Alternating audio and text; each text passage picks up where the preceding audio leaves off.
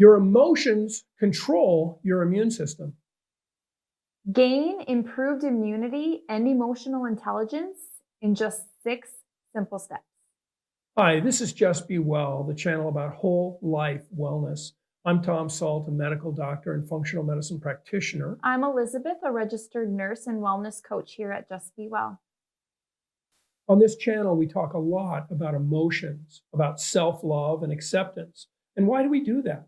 Because it's fundamental to the function of your immune system. We live in a world of emotional illiteracy. Literally, if you look at the news headlines or you watch a soap opera or a movie, they show a world of constant conflict. We have few, if any, role models for emotionally intelligent conversation or conflict resolution. For many of us, if it weren't for the dysfunction of our families, we wouldn't have any function at all. Studies show that emotional intelligence actually helps us to make better, more rational decisions.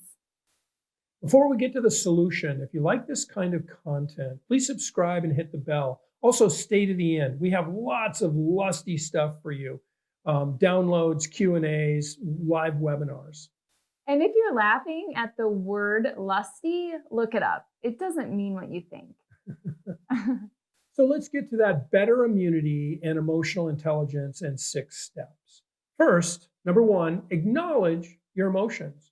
Emotions are meant to be emoted and feelings meant to be felt. And feelings and emotions are really a path to self-discovery. Step 2, differentiate and analyze your emotions. Most of the time, the top emotion is not the underlying true emotion. It's covering up the emotion. You know, guys often have 2 emotions, and pissed off, right? And this anger thing, it's almost never anger, right? It's embarrassment, it's disappointment, it's frustration. So these surface emotions, they're really not the primary deep underlying emotion. So let's take the example of anger. Anger can be about letdown, humiliation. It can be about just being aggressive. It can be about frustration. There's so many things that anger can be about. Anger covers many emotions. And if we go a step further and say maybe it's because you're feeling let down. Well, why are you feeling let down? What is the emotion under let down? Is it resentment? Betrayal? And so in this way, you can see that these emotions stack and they can even combine. If you think about trust and intimacy, they can combine to become love. So emotions are this boiling pot of positive and negative that combine and emerge to the surface. And our reptilian brains sometimes interpret these things in a very superficial way. And we're either happy or we're angry, but not much in between. And getting a greater depth of understanding of these emotions will help develop your emotional intelligence. Step 3, accept and appreciate your emotions. Your emotions are a path to self-acceptance. Your emotions are true if they're placed in the context of an I statement. It's not you pissed me off, it's I'm feeling frustrated. That makes your emotion true.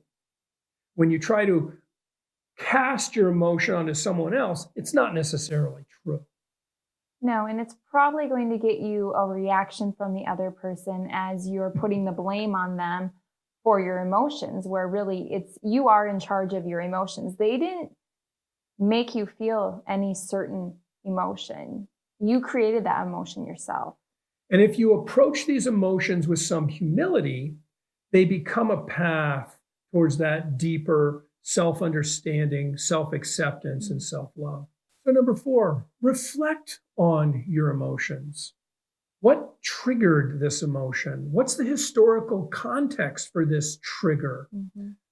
Once you start to really log and notice your triggers, it can give you deep insight into your emotions and why you react the way you do. Step 5, learn to handle your emotions with intelligence.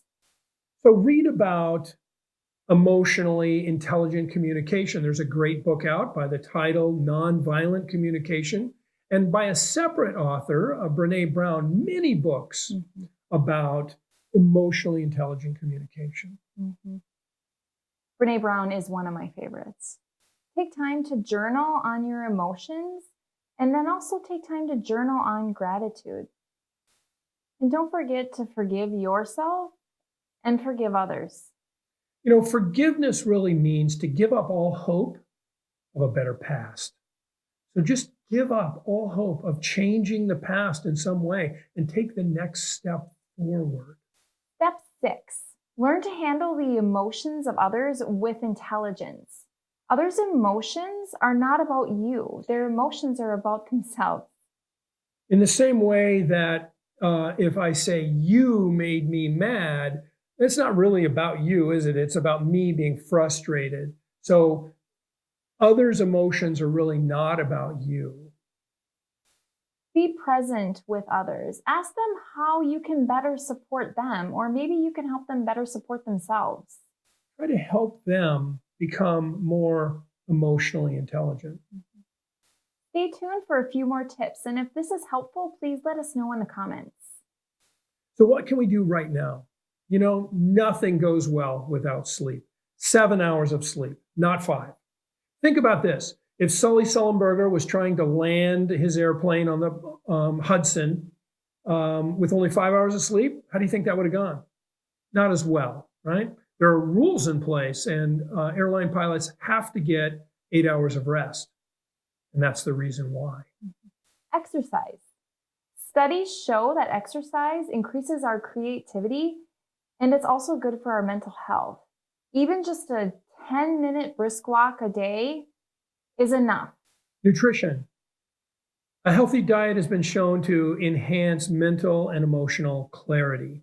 So we recommend a whole foods diet, and that means really 2 things. Number 1, eat things that have been alive recently. And number 2, eat things that somebody from before the industrial age would recognize as food. Stress. Emotionally intelligent communication helps us to reduce our stress. And relationships. Relationships are imperative to health. And emotionally intelligent communication helps us have healthier relationships. So this is Just Be Well, the channel about whole life wellness. Until next time, bye.